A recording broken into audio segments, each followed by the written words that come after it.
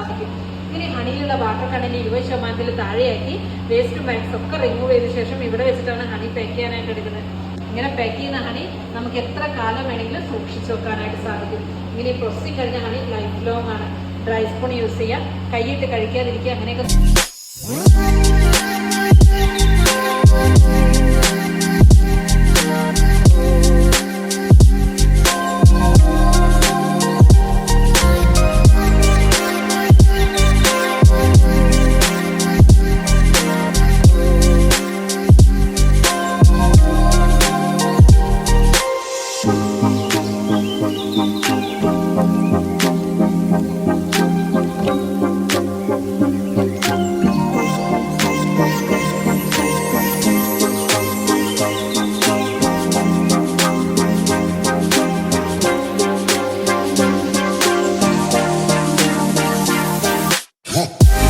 Honey museum എന്ന് പറയുന്നത് ഈ ബി ക്രാഫ്റ്റ് ഹണി മ്യൂസിയം തന്നെയാണ്.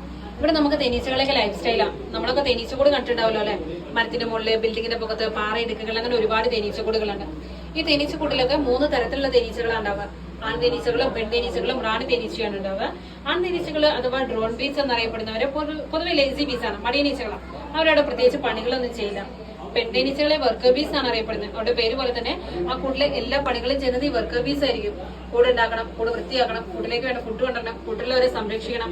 അതുപോലെ അവിടുത്തെ എല്ലാ കാര്യങ്ങളും നോക്കി നടത്തുന്നത് ഈ പെൺതേനീച്ചകൾ തന്നെയായിരിക്കും. പിന്നെ വരുന്നത് റാണിയാണ്. അത് റാണി ആയതുകൊണ്ട് തന്നെ പ്രത്യേകിച്ച് പണികളൊന്നുമില്ല, എന്നാലും ഒരുപാട് പ്രത്യേകതകളുണ്ട്. ആ കൂട്ടത്തിൽ ഏറ്റവും വലുപ്പം വിളിച്ച റാണിയാണ്. അതുപോലെ ഏറ്റവും സൗന്ദര്യമുള്ളത് റാണിക്ക് തന്നെയാണ്. ആയുസിന്റെ കാര്യം നോക്കുകയാണെങ്കിൽ ആൺതേനീച്ചകളും പെൺതേനീച്ചകളും ഒക്കെ 3 മുതൽ 4 മാസം വരെ ജീവിക്കുമ്പോൾ ഈ റാണി തേനീച്ച 4 മുതൽ 5 വർഷം വരെയാണ് ജീവിക്കുന്നത്. അടുത്ത ജനറേഷനെ രൂപീകരിക്കാനുള്ള ഒരു കപ്പാസിറ്റി റാണി തേനീച്ചയ്ക്ക് മാത്രമേ ഉള്ളൂ. റാണി തേനീച്ച ഒരു ദിവസം 500 മുതൽ 1500 മുട്ട വരെ ഇടാനുള്ള ഒരു കപ്പാസിറ്റി ഉണ്ട്. അതുപോലെ ജനിക്കുമ്പോൾ തന്നെ ആരോ റാണിയായിട്ട് ജനിക്കുന്നൊന്നുമില്ല, ഇതിനെ റാണിയായിട്ട് മാറ്റുകയാണ് ചെയ്യുന്നത്. ഓരോ തേനീച്ചകളും ജനിച്ചു കഴിയുമ്പോൾ തേനും ബീപ്പോളിനും കൂടെ മിക്സ് ചെയ്ത ബീ ബ്രെഡ് എന്ന് പറഞ്ഞ ഫുഡാണ് കൊടുക്കുന്നത്. എന്നാൽ ഈ റാണിയാവാൻ പോകുന്ന ആൾക്കാര് റോയൽ ജെല്ലി എന്ന് പറഞ്ഞ സൂപ്പർ ഫുഡിനെയാണ് കൊടുക്കുന്നത്.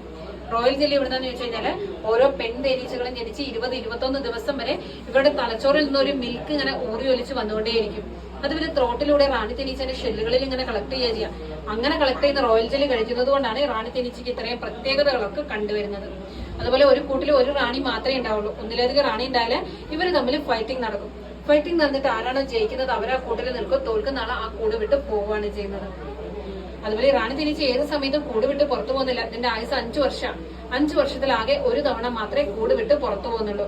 അങ്ങനെ പുറത്തു പോകുന്ന സമയത്ത് ഒരു സ്മെല്ല് പ്രൊഡ്യൂസ് ചെയ്യും. ഒരു സ്മെല്ല് പ്രൊഡ്യൂസ് ചെയ്ത് ആകാശത്തിലോട്ട് പറന്നു വരിക ചെയ്യാം. അങ്ങനെ ആകാശത്തിലോട്ട് പറന്നു വരുന്ന സമയത്ത് ഈ ആൺ തേനീച്ചകളെല്ലാം ഇവരെ ചേസ് ചെയ്യാനായിട്ട് ശ്രമിക്കും. എല്ലാവരും ഒന്നും ചേസ് ചെയ്ത് എത്തിപ്പെടില്ല. എന്നാലും എത്തിപ്പെടുന്ന ആൾക്കാരൊക്കെ അവളുമായിട്ട് മീറ്റിംഗിൽ ഏർപ്പെടും. മീറ്റിംഗിൽ ഏർപ്പെട്ട് കഴിഞ്ഞാലോ അപ്പൊ തന്നെ ഈ ആൺതേനീച്ചകൾ മരിച്ചു പോവുകയാണ് ചെയ്യുന്നത്. അങ്ങനെ ആൺതേനീച്ചകൾ മരിച്ചു പോകുന്നത് കൊണ്ടാണ് തേനീച്ചക്കൂട്ടിലെ രാജാവ് എന്നൊരു കോൺസെപ്റ്റ് ഇല്ലാത്തത്. എപ്പോഴും റാണി മാത്രമേ ഉണ്ടായിരിക്കുള്ളൂ. ഇതൊക്കെ റാണി തേനീച്ചയുടെ മീറ്റിംഗ് രീതികളാണ് കാണിച്ചിരിക്കുന്നത്. ഇത് തേനീച്ചകളുടെ തലയുടെ ഒരു സ്ട്രക്ചറാണ്. തേനീച്ചകൾക്ക് പൊതുവിൽ 5 കണ്ണുകളാണുള്ളത്. സൈഡിലായിട്ട് 2 വലിയ കോമ്പൗണ്ട് ഐസും ടോപ്പിലായിട്ട് 3 സിമ്പിൾ ഐസും ഉണ്ട്. അതുകൊണ്ടാണ് നമ്മളോടൊക്കെ പറയുന്നത് തേനീച്ചക്കൂട്ടിലേക്ക് കല്ലെറിയാൻ പാടില്ല എന്ന്. തേനീച്ചക്കൂട്ടിലേക്ക് കല്ലുകൾ എറിഞ്ഞിട്ടുണ്ടെങ്കിൽ അവർക്കത് കറക്റ്റ് സെൻസ് ചെയ്യാനായിട്ട് പറ്റും. അത് എവിടെ നിന്നാണ് വരുന്നതെന്നും എവിടേക്കാണ് പതിക്കുകയെന്നും. നമ്മൾ എവിടേക്ക് പോയി ഒളിച്ചാൽ അവർ കറക്റ്റ് വന്ന് നമ്മളെ സ്റ്റിങ് ചെയ്തിരിക്കും. ഓക്കെ, ഡൗട്ടുകളൊക്കെ ഉണ്ടെങ്കിൽ ചോദിക്കാം, ഇല്ലാന്നാണെങ്കിൽ വരും.